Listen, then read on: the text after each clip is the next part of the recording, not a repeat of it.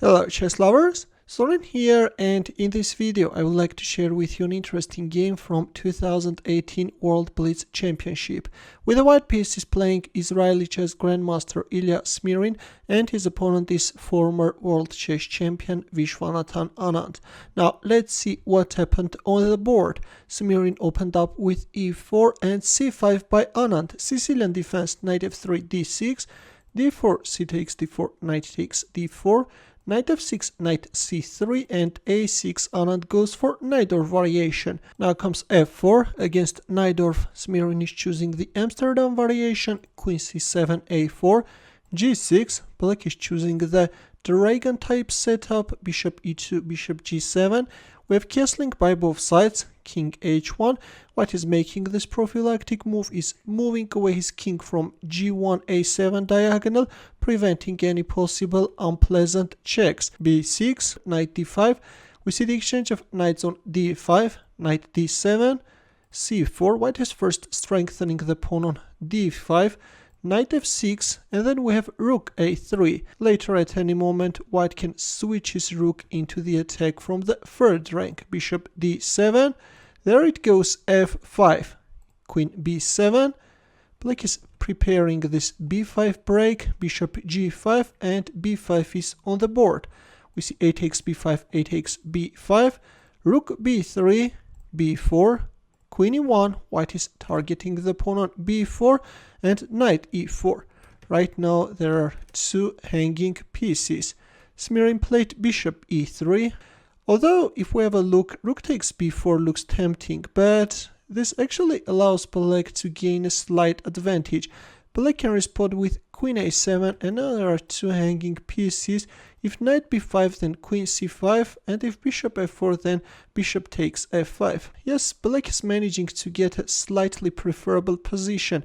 That's why in our game after knight e4 we have bishop e3. Already white wants to win this pawn. We have rook a4, f takes g6, h takes g6, bishop g1, knight c5, rook g3, and rook a2. Black is looking for a counterplay on the queen side. We have queen b1 and a terrible blunder by Anand, rook a8.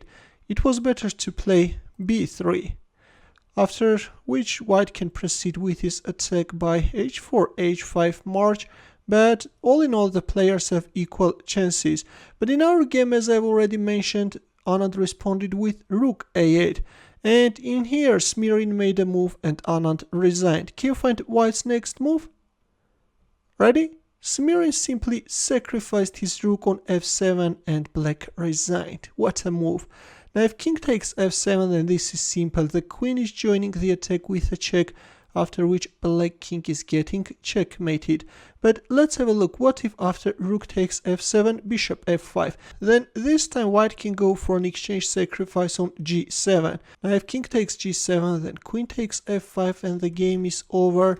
And if a move like king f8, then in here white can go for a very beautiful queen sacrifice on f5. Of course, even the simple knight takes f5 was also winning, but this looks simply spectacular, guys. Yes, let's have a look how white can checkmate black king after g takes f5. The knight is coming into the game, king e8. Well, if knight takes e6, then d takes e6, and rook g8 checkmate is coming, and if king e8, then bishop h5 check. If king d7, then rook takes e7 is very beautiful. Yes, in this line white is simply sacrificing his pieces one after another.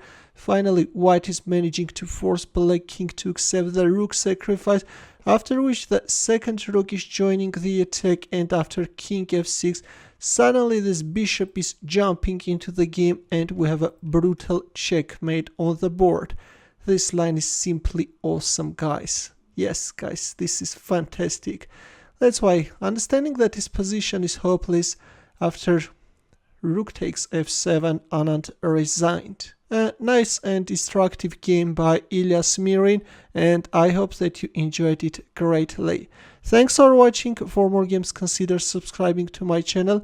Also, press the bell button to get notified about new uploads. I will see you in my next video. Good luck.